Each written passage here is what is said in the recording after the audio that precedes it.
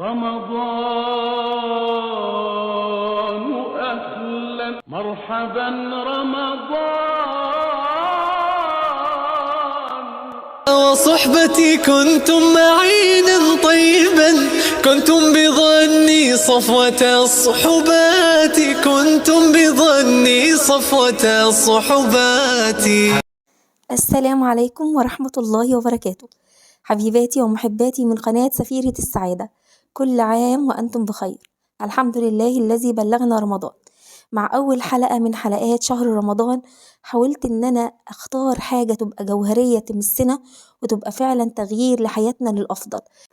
استوقفني حبايبي نقطة إن احنا نحافظ على دعاء طول شهر رمضان. كلنا يعني بالتجربة وبالواقع وبالدليل حد فينا بدأ بعد رمضان كل سنة بيلاقي حياته بتتغير إيمانيا ويمكن دنيويا للأفضل. ليه؟ بسبب إن هو اتمسك بدعاء معين من الأدعية وفضل محافظ عليه طول الشهر في السجود وعند الأذان وعند الإقامة، بين الأذان والإقامة، وعند الفطار وقبل السحور، في أوقات استجابة الدعاء. ولكن النهاردة استوقفني دعاء مهم جدا إن شاء الله لو التزمت بيه هتلاقي تغيير حقيقي في حياتك. اللهم اجعل هم الآخرة، اللهم لا تجعل الدنيا أكبر همنا ولا مبلغ علمنا ولا إلى النار مصيرنا. حبيبة قلبي، لما تدركي إن الآخرة ليست مجرد نهاية بل هي البداية الحقيقية للحياة الحقيقية، هتتغير أولوياتك، هتتغير مشاعرك، وحتى طريقتك في الوجود مش هتبقى زي الأول.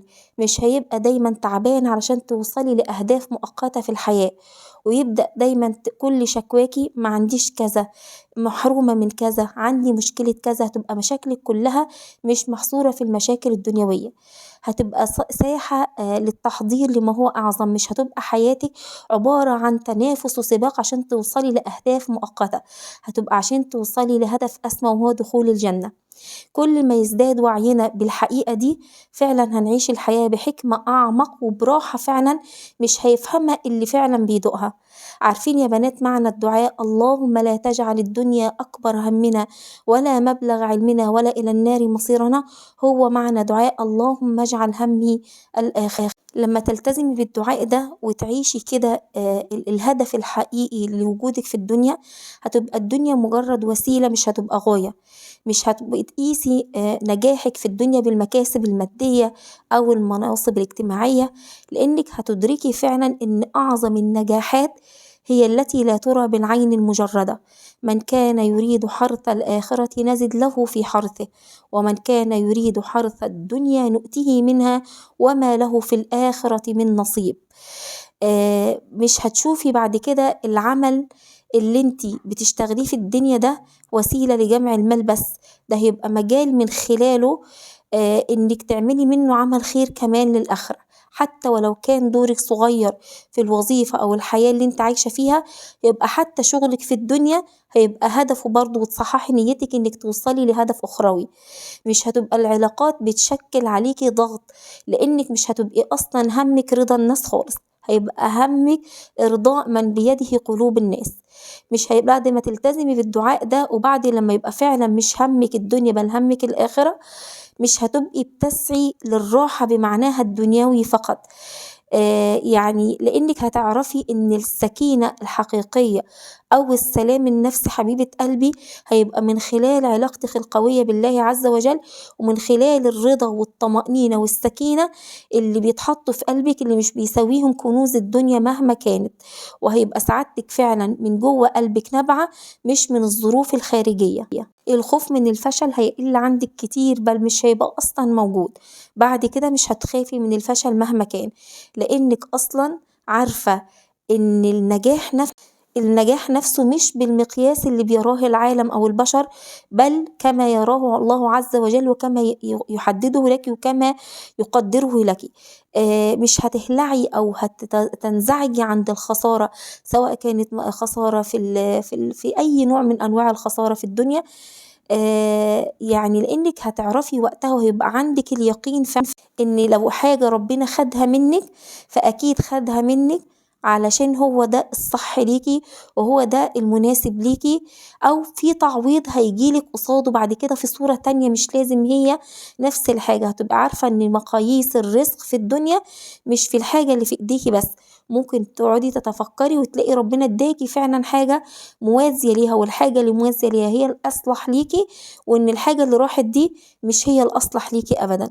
مش بعد كده لما تبقى فعلا همك الآخرة والدنيا مش همك، مش هتتوتري فعلا ولا هيجيلك قلق بسبب بكرة وبعده، لأنك هتدركي فعلا إن تدبير الله أقرب إليك من تدبيرك لنفسك.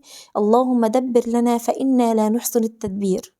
وأهم حاجة حبايبي فعلا هتتحرري من عبودية القلق والخوف والتوتر واليأس والإحباط، لأن طول ما قلبنا متعلق بالدنيا ده هو المصدر الأساسي للقلق اللي ما بينتهيش. لكن فعلا لما تشوفي الدنيا جسر بنعبر من خلاله للآخرة، هتبدأي من وقتها فعلا تعيشي بحرية. ومن يتق الله يجعل له مخرجا ويرزقه من حيث لا يحتسب.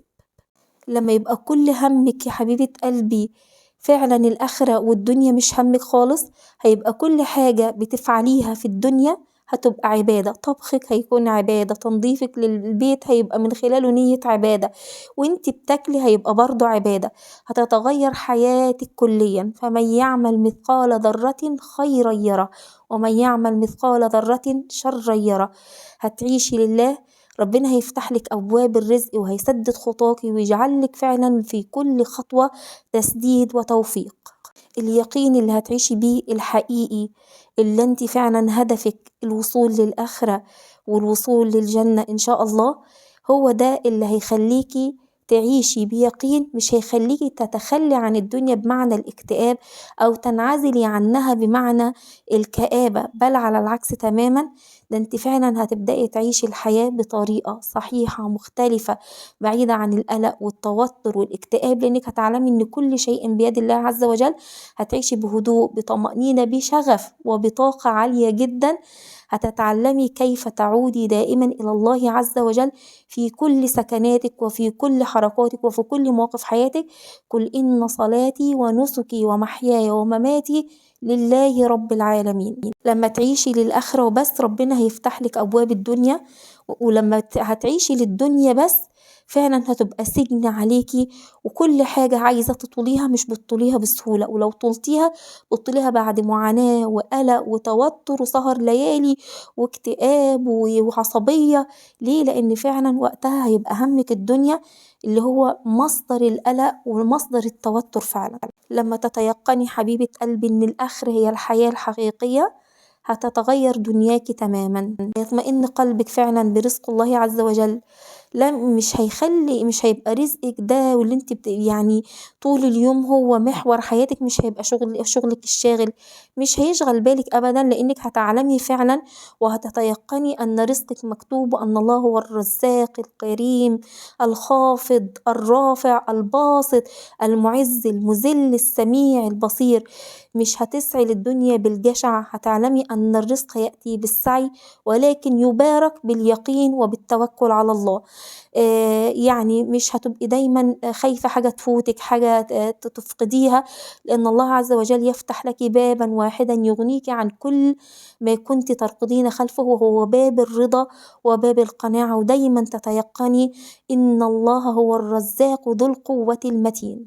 هتلاقي نفسك بتعيشي بخفة لما تدركي أن الدنيا ممر لا مقر، يصبح كل شيء داخلك صغير وضئيل من ناحية الدنيا، وهتبقى كل دعائك موجه للآخرة، وكل دعائك موجه ربنا يعينك على الطاعة، على الذكر، على العبادة. هتدي من غير ما تخافي، هتعلمي أن ما عند الله لا ينفد. هتعيشي اللحظة اللي انت فيها بامتنان، لأنك فعلا بتشوفي فيها نعمة حقيقية من الله عز وجل. هتقيسي حياتك مش بعدد الإنجازات اللي انت أنجزتها في حياتك، بل بعمق الأثر اللي تركتيه في نفسك وفي الآخرين. وده بدل ما تستهلكك الدنيا، بدل ما تستهلكك الدنيا وتبوظ أعصابك وتخليكي دايما مكتئبة وحزينة ومتوترة، هتبقي أنت اللي تدفى في إيديكي، هتصبحي أنت من يصنع فيها معنى حقيقيا يقودك إلى الآخرة بسلام.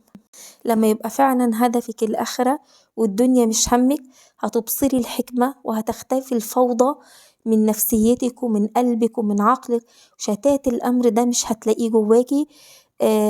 كل حاجة هتشوفيها متأخرة هتبقى هو ده الصح، وهيبقى هو ترتيب إلهي لحياتك لما هو أفضل.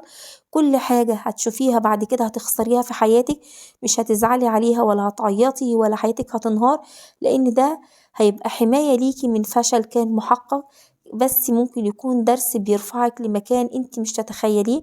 وعسى أن تكرهوا شيئا وهو خير لكم، وعسى أن تحبوا شيئا وهو شر لكم، والله يعلم وأنتم لا تعلمون.